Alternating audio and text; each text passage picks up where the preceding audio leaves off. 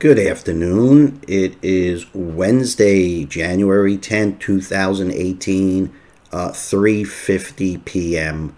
Stock markets are about to close, people. And as usual, there's so much to talk about. My stack keeps getting bigger and bigger. Don't think I'll even get to all of it today. We live in interesting times, people. I think the most interesting thing that has happened in these last 24 hours is the bond market, and pretty much everybody's lit on it. So China came out with an announcement. They might be tapering their purchasing of U.S. Treasuries, and that sent the bond market reeling. The 10-year was up at one point like 2.59. Since then, it's come back in. Last time I looked, it was 2.54. Still above that 2.5 line now. What I wanted to talk about, I think this is very important. You know I'm out of stocks. I've made that clear, other than my gold stocks, of course. And I said I don't need the last 20%. I'm not short stocks. But I'm starting to, I don't want to say make a case, but start to just compile some evidence of this stock market and where we're at.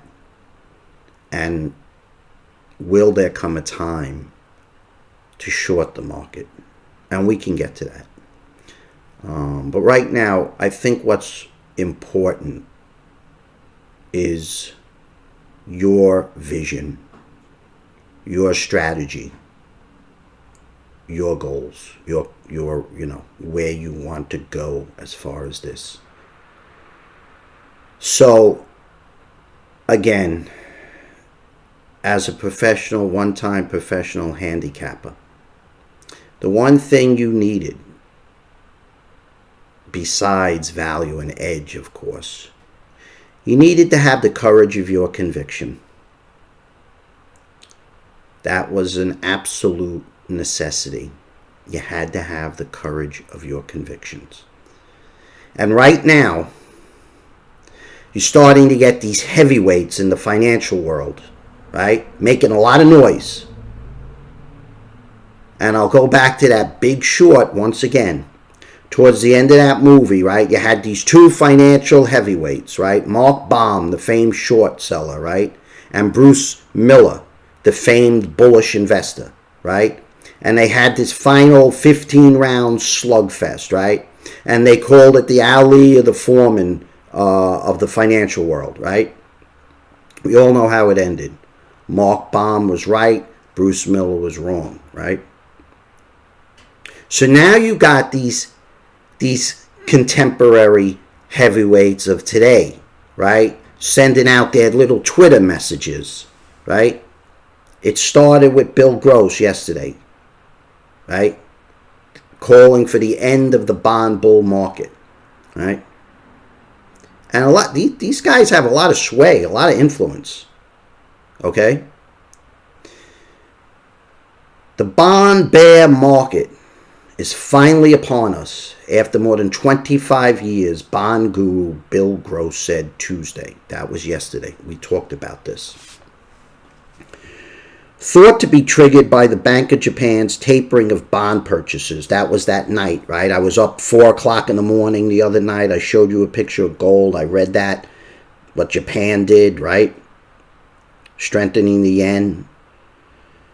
His claim is making waves in the investment community and coincides with central banks increasingly moving away from global bond markets. The call was released in a tweet from the account of Janus Henderson Group, Gross's investment firm, saying, "Bond bear market confirmed today. 25-year long-term trend lines broken in 5 and 10-year maturity treasuries." And I said it's a little premature, right? It's a little premature, but again, he wants to be the first into the water. Okay, fine. The benchmark 10-year yield rose to its highest level since March, surpassing 2.55% as an incipient bond sell-off gathers pace. It was trading close to 2.57% on Wednesday afternoon. And I had said early in the morning it was 2.59, and they bought the bonds, they bought the bonds, they bought the bonds. They brought it all the way back down. Gross's sentiment is not universally shared, however, with many investors warning it's too early to call an end to the near 3-decade bull run for bonds. Others still suggest that climbing yields might actually help stocks. Climbing yields might actually help stocks. So what comes first, people, the chicken or the eggs? What is it? As yields are rising, well, if you're a stock investor, do you want to sell your stock and capture higher yields and buy the bond? But if you buy the bond, isn't that going to bring down the yields? Okay? If you have bonds and yields are rising and you're losing money on your bonds, do you want to get out of bonds? Okay? Causing the yields to rise more? So how is it a good thing for stocks? Rising yields. How could it be a good thing for stocks? Or maybe this time it's different. Okay? But these are the heavyweights of the financial world, right? Like Fort Sumter. They're taking their tweets and they're shooting it across, right? Double Line Capital, Jeffrey Gundlach, right? We've heard of him, right? Didn't join Gross's claim on the timing of the bear market, but signaled it's on the horizon. It's on the horizon. All right, his timing, maybe he's early, right? Remember The Big Short? He said, right? I might be early, but I'm right. And the other guy said, it's the same thing. You're wrong. It's the same thing. Being early is being wrong. I don't think so. Being early is not being wrong, right? What's his name? Buffett's partner, Charlie Munger, right? He said the money isn't made in the buying. The money isn't made in the selling. The money is made in the waiting, right? And sometimes you got to wait.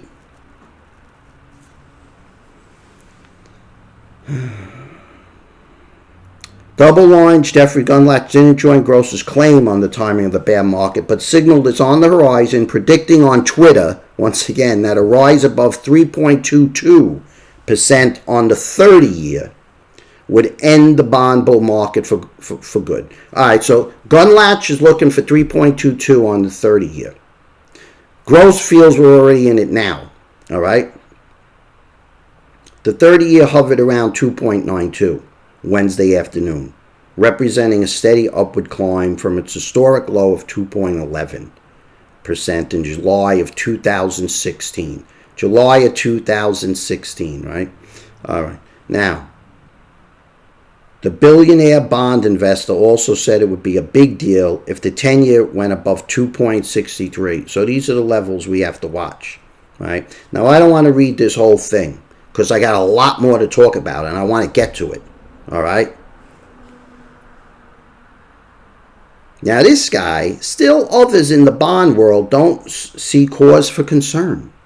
Legendary bond investor Bill Miller told CNBC on Tuesday that rising yields will give a further boost to stocks, to which have been hitting record highs for the past year. I can't reconcile that. I really can't reconcile that.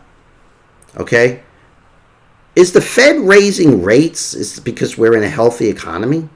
Or are they raising rates because they got to desperately trying to get some cushion when this recession comes? This is inflationary. I don't see how this is good for stocks. Those 10-year yields go through 2.6% and head towards 3%. I think we could have the kind of melt-up we had in 2013, where we had the market going up 30%, Miller told CNBC's Closing Bell. If we can get the 10-year towards that 3% level, we'll see this. So he wants it to go up. So here you have these three heavyweights, right? And they're all in a Twitter storm. One guy says we're in a bear market already, right? One guy says we're close, but we're not there yet. One guy says bring it on because it's going to be good for stocks. You need to have the courage of your convictions, people. All right? Because these guys could be wrong, just like the next guy. All right? They don't have a 100% track record. All right? So, where are we? I wanted to talk about this stock market. And I wanted to start to put together evidence, reasons for, to discern the signs of the times, right? And I'm starting with margin debt. All right? Now, I don't know if you can see this, but this is the margin debt, right? And I have graphs to back it up. But it's going to be hard for me to show you this. Securities market credit in millions, 2017. That's the margin debt. This is what people are taking on. Because are people all in at this point? I saw a movie last night, Molly's Game, right? Very good movie. She was a high stakes a high stakes poker she ran a high stakes poker game, right? She got these high-end clients from all over the world, all different spectrums, right? Hedge fund managers, rock stars, actors, baseball players, right?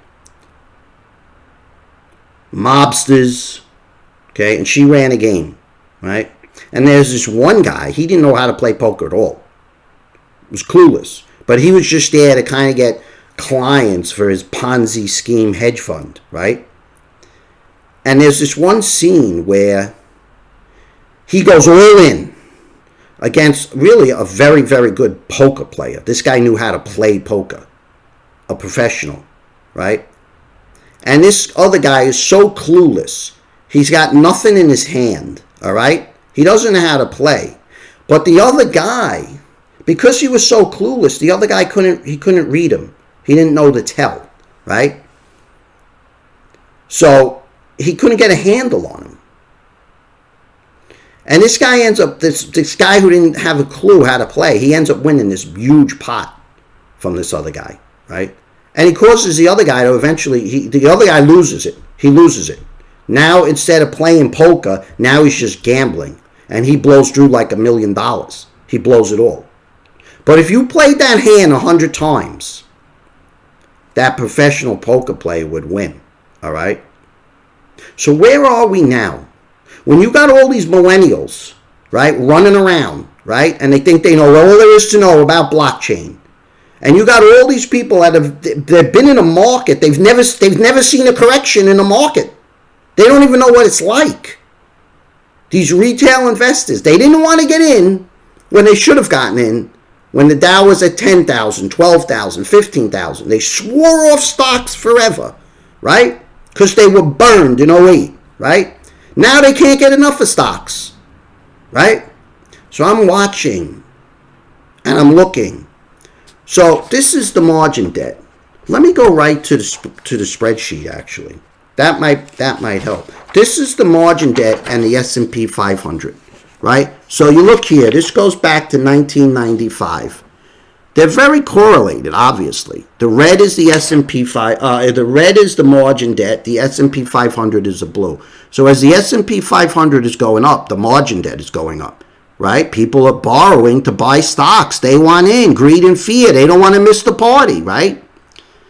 So margin debt goes through the roof as stocks are going through the roof, right? And then when stocks crash, margin debt goes down. Then we have the recession, right? That's the recession of '01, the tech wreck, right? That gray horizontal bar, right? So stocks sell off, margin debt goes down, people kind of rein in, right? But it goes back up again, right? Stocks go up, well, let's borrow more money. We want to be in this market. So then the margin debt peaks, right? Everybody's all in. All their chips are in. And then stocks get slammed. Margin debt comes down. We have the Great Recession, or Depression, I'd like to call it. Right? Have we learned our lesson yet? No, there it is again. It's higher than ever. Stocks go up. People start to borrow and borrow and borrow because they got to be in. And right now, margin debt is like at all-time highs. 500, this chart, 580 billion as of November. 580 billion. Look at that. 513, 528, 536, 549, 559 billion, right? As of November.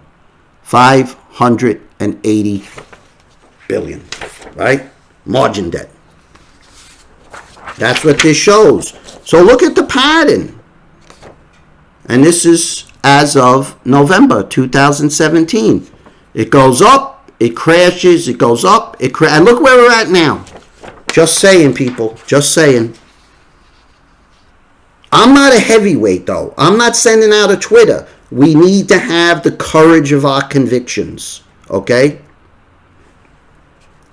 Now, this is margin debt compared to real growth. Again, margin debt is red. S&P 500 growth is blue. And once again, they're tracking each other, right? But then the margin debt outpaces the growth in the S&P and they both crash. Then they start to go up again. Margin debt way outpaces the growth in the S&P, right? Margin debt comes crashing down. The S&P comes crashing out. Then they start out kind of together again. But then once again, margin debt, look at where it is compared to the real growth in the S&P. Way ahead, way ahead. So, I don't know. What do you do with a chart like that? Seems pretty obvious to me, right? The patterns are there. I said the other day, excuse me, when we were looking at that Bureau of Labor statistic, it just doesn't look good. It doesn't look good. Now I have this, investor credit, right? Investor credit and the market. How much credit do they have available, right? And if you look at this chart, right, now if it's green, they have some credit, right? They have some cash, okay? They have some credit balances in their margin accounts, all right? If it's red, I mean, they are tapped out. They're broke, right? So, going back to 1980. See, investors have positive credit. That's the green above the line. Investors have negative credit. That's the red below the line. All right. So it starts out here, right? Negative credit, negative credit, negative credit, negative credit. All right. Now it's showing the S&P monthly close, right? The S&P is going up, right? S&P goes up. Look at the negative credit is going down, right? S&P crashes. S&P goes back up. They actually have some positive credit here. Okay, 07, right before the big crash, right? Now the S&P 500, look where the S&P 500 is, right? Monthly close. Look where the credit is. Look at that. That looks pretty scary to me, people. So I'm starting to put it all together. I got a lot to talk about still, but we're already getting long. So with those charts and with what I'm reading here, stock allocations are at the highest level since 2000, with U.S. stocks seeming to hit records by the day. Perhaps it's no surprise that investors are piling into risk assets in a nearly unprecedented way. In the latest measure of optimism, TD Ameritrade's Investor Movement Index rose to 8.59 in December, its second straight monthly record. Everybody's in, all the chips are in, okay? Optimism, second straight monthly record. The index measures the behavior of TD Ameritrade clients, aggregating their positions and activity to measure how they are positioned. Retail investors ended 2017 with exposure at all-time highs. Our clients were net buyers during December, resulting in one of the longest buying streaks in the history of the index, TD Ameritrade wrote in a press release. The index score is high relative to historic ranges, and it comes at a time when stocks have been hitting repeated records. The S&P 500, after a gain of nearly 20% in 2017, has closed at records in the first 4 trading sessions of 2018, the first time it has accomplished such a feat since 1964. The Dow Jones Industrial and NASDAQ Composite have also been hitting records on a regular basis. The TD Ameritrade Index is the latest signal of how enthusiastically people of all stripes are jumping into equities. As a contrarian investor, that sounds about the time you want to get out. Last month, Morgan Stanley wrote that institutional investors were loading the boat on risk. Institutional investors loading the boat on risk with long, short, net, and gross leverage as high as we have ever seen it. Margin debt, which is viewed as a measure of speculation, has been at elevated levels all year, and I just showed you those graphs. According to the most recent data from the New York Stock Exchange, it hit $580.95 billion at the end of November, its 5th record in a row, and up 3.5% from October. Records aren't rare, according to data from Bespoke Investment Group. More than 23% of all monthly readings are records, record upon record. But debt has been creeping up basically all year.